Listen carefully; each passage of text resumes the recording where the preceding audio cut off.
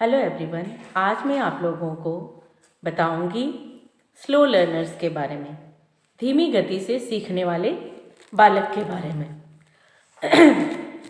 वे बालक जिनकी बुद्धि लब्धि औसत से कम होती है, वह भी उन विकास प्रतिमानों का अनुसरण करते हैं जिनका आईक्यू उच्च स्तर का होता है।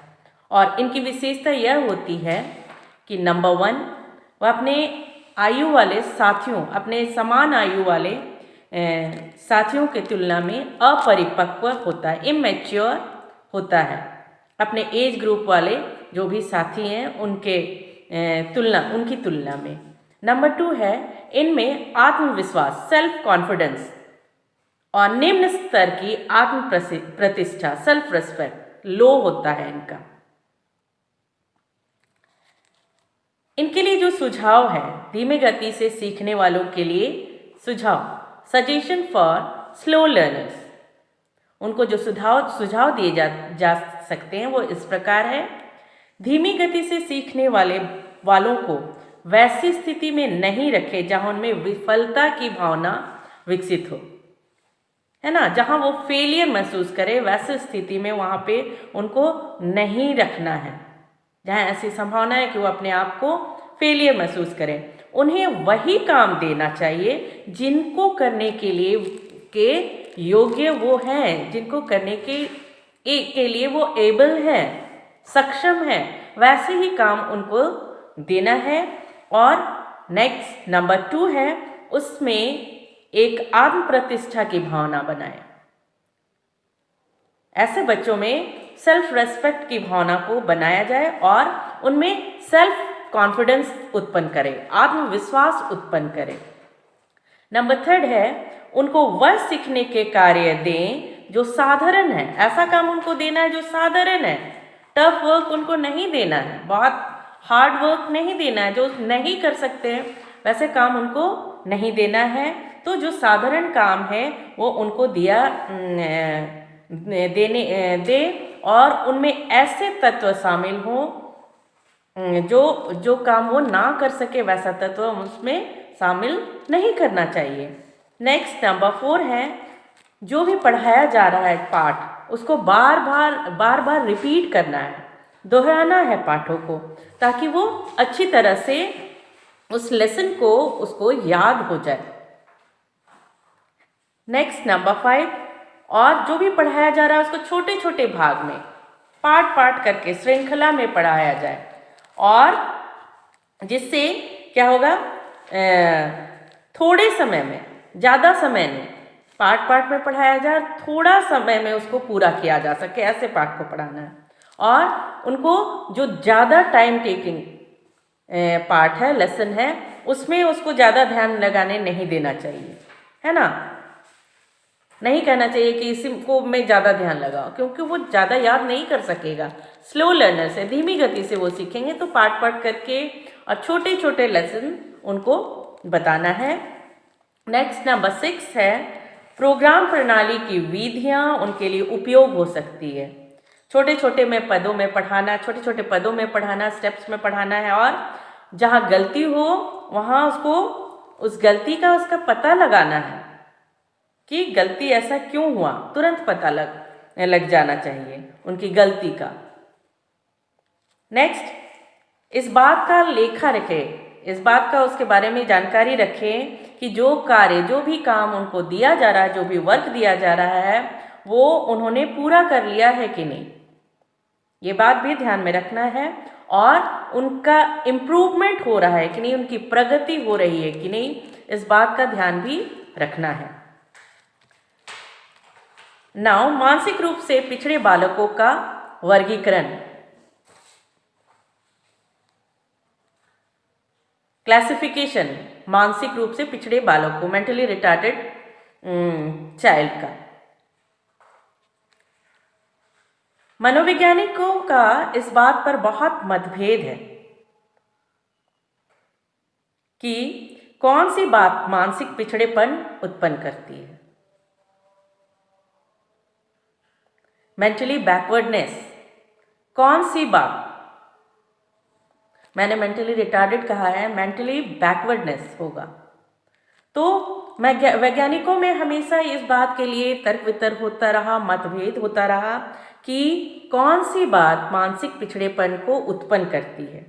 तो जो डॉल है उन्होंने इसके बारे में डेफिनेशन दिया है कि mental retardation is a state of social incompetence obtaining at maturity or likely to obtain at maturity, resulting from developmental mental arrest of constitutional origin, जिसको हेरिडिटरी और एनवायरनमेंट भी कहा गया है। अब यह सवाल उठता है कि ये जो है कौन सा समूह है जो कि मानसिक रूप से पिछड़े और सामान्य बालकों के बीच है। मानसिक रूप से मेंटली बैकवर्ड चाइल्ड और नॉर्मल चाइल्ड के बीच में कौन सी बात है, कौन सी बात आ रही है। तो इसके लिए यह अभी तक ये प्रश्न का विषय ही है और कुछ मनोवैज्ञानिकों ने इन्हें मंद अधिगमी के नाम से, स्लो लर्नर्स के नाम से कुछ मनोवैज्ञानिक इसे पुकारते हैं।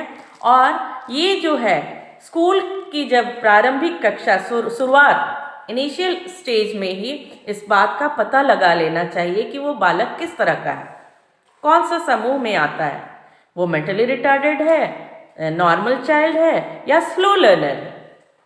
तो उनके अनुसार उन्हें शिक्षा देना चाहिए। और मानसिक रूप से पिछड़े बालकों की पहचान स्कूल के जो परीक्षक हैं वो कर सकते हैं और उन्हें जब उनको पहचान लेते हैं तो उसी के अनुसार उनके लिए जो शिक्षा है, विशेष शिक्षा उनके लिए भेजनी चाहिए। अब हम देखेंगे मंदबुद्धि बालक की विशेषताएं, characteristics of mentally retarded child. तो उनकी जो विशेषता है क्रो व क्रो के अनुसार, Crow and Crow, according to Crow and Crow, number 1, दूसरों को मित्र बनाने की अधिक इच्छा, more desire to be friend others. Number 2, दूसरों के द्वारा मित्र बनाए जाने की कम इच्छा, less desire to be friend other. Next, विद्यालय में असफलताओं के कारण निराशा, disappointed due to school failures. Next, संवेगात्मक और सामाजिक असमायोजन, emotional and social asymmetry, ASYMMERE, asymmetry। अब हम देखेंगे education of mentally retarded child, मंदबुद्धि बालक की शिक्षा।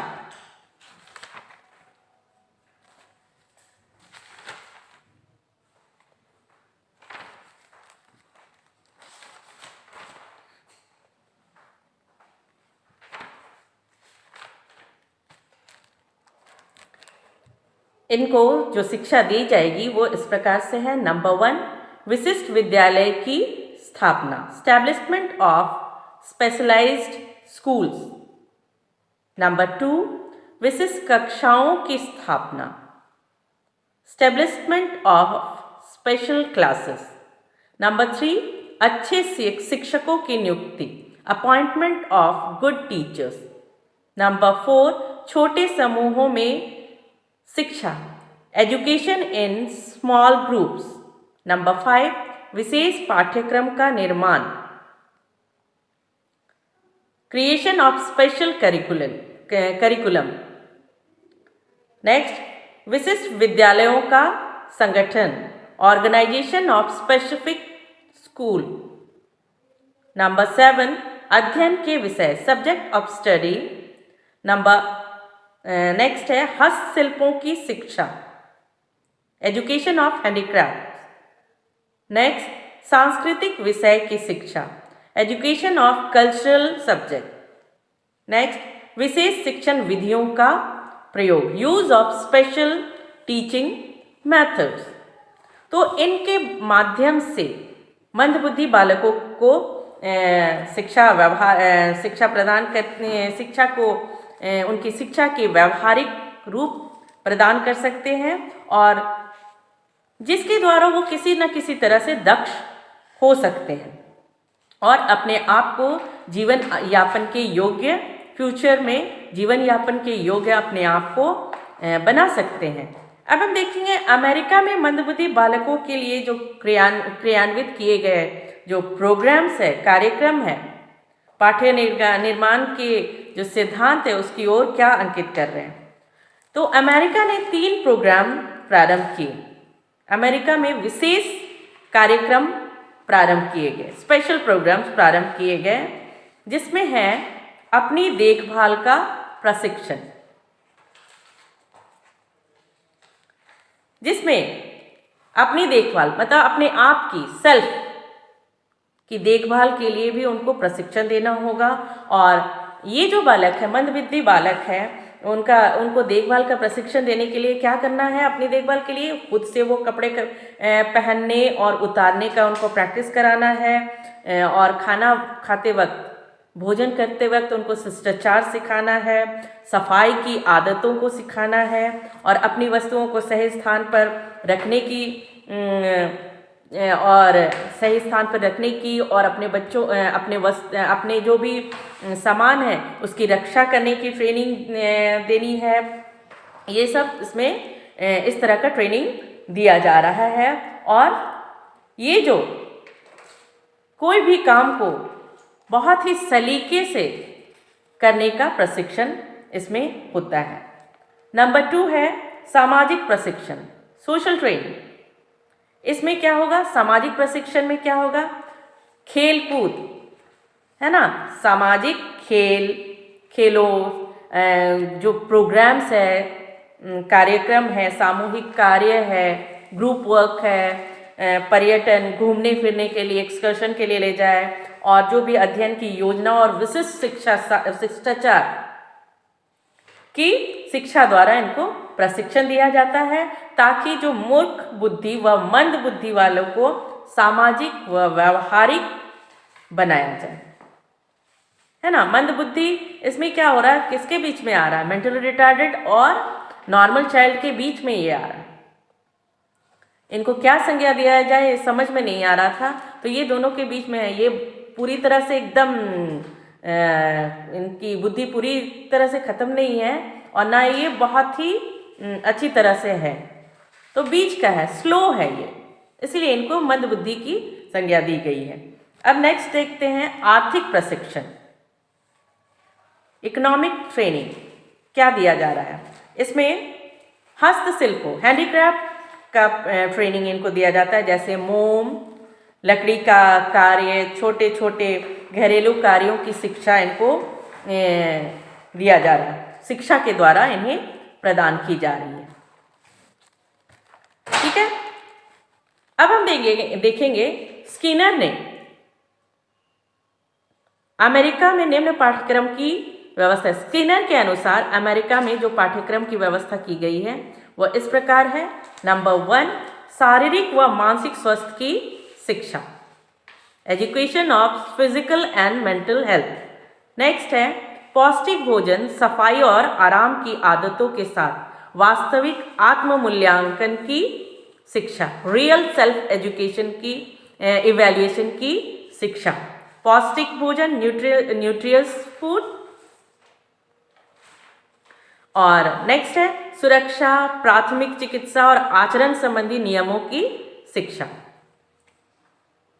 प्राथमिक शिक्षा, फर्स्ट एड, प्राथमिक शिक्षा, चिकित्सा, फिर बिहेवियर रिलेटेड जो भी नियम है उसकी शिक्षा इसमें दी जा रही है।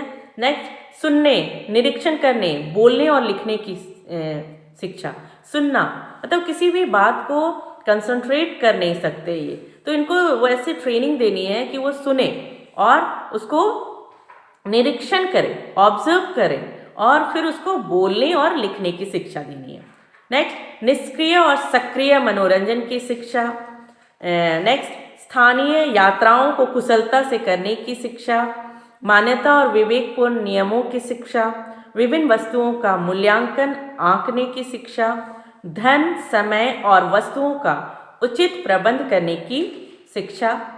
नेक्स्ट, कार्य, उत्तरदायित्व एवं साथियों और निरीक्षकों से मिलकर रहने की शिक्षा। तो ये सब मंदबुद्धि बालकों के लिए इस तरह का स्किनर के अनुसार अमेरिका में जो पाठ्यक्रम है उसकी व्यवस्था इस प्रकार की गई है। आज के लिए बस इतना ही। धन्यवाद।